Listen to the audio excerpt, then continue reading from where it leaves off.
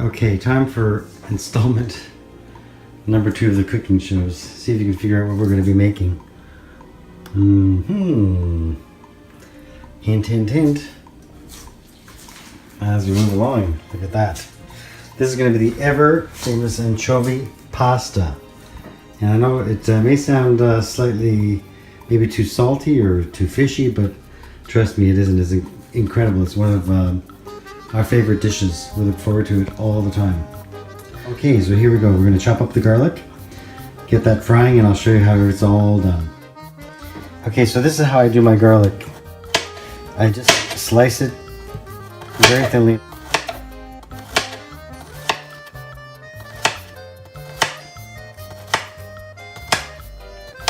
And then I just do this back and forth. It's really not rocket science.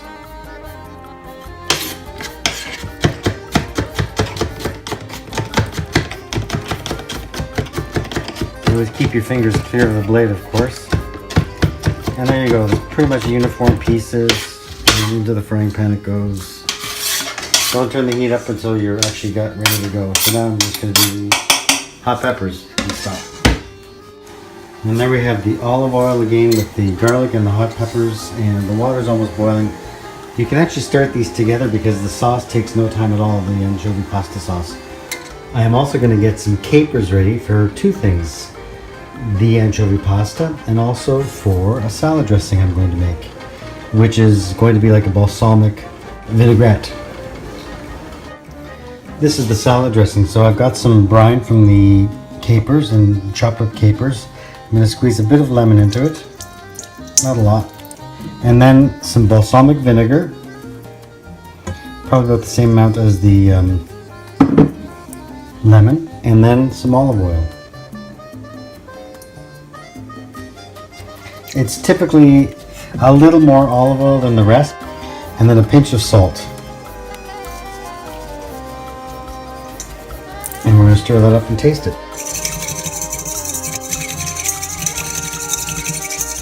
So once you taste it, you can determine if you need a bit more salt or a bit more vinegar.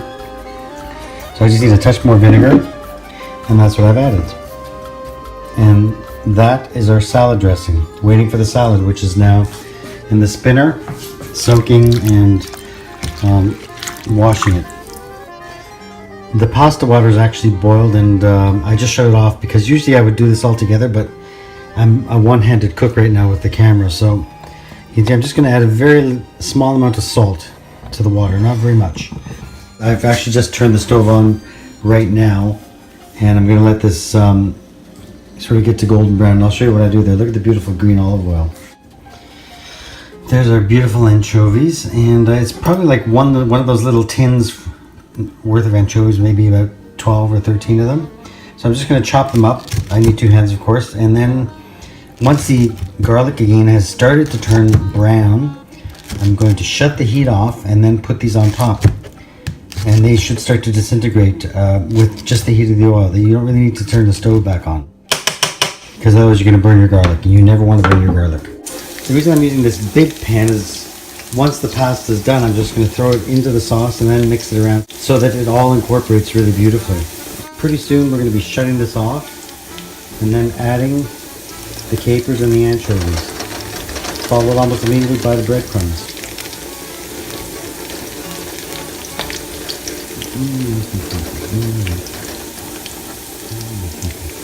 Yeah, we can shut this off now and grab our ingredients, and this is going to be a little tricky because I'm going to have to slide this down somehow, I guess. With 2 hands, it's much easier. Now the actual stove is off, but there's enough heat that this is continuing to cook. So we just want everything to kind of disintegrate. So the anchovies will start to break up and disintegrate and diffuse into the oil. See, they're still frying even though the heat is off. And now we just have to add a couple of fistfuls of breadcrumbs.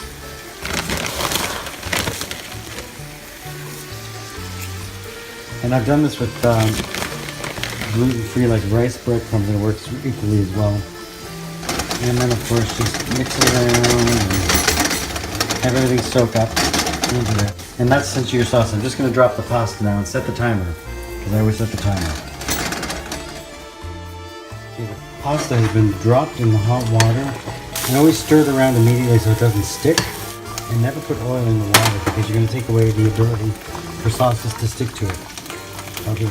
And again, I set the timer for about 6 minutes because I want to try it at 6 minutes, see if it's al dente, which means that you can bite through it and it feels like there's actually some substance. You want it slightly undercooked because you're going to be heating it in that pan afterwards anyway, so it's just slightly undercooked. I just tried one and we still have about another probably minute and a half to go, so we're pretty close. And it actually took about a little over 7 minutes to get it to the perfect al dente. So now, usually with most pastas I would put a strainer, but with this I want a little bit of moisture in the pan. So I'm just going to lift it out of the water like this, let it drain a bit, and then into the saucepan it goes.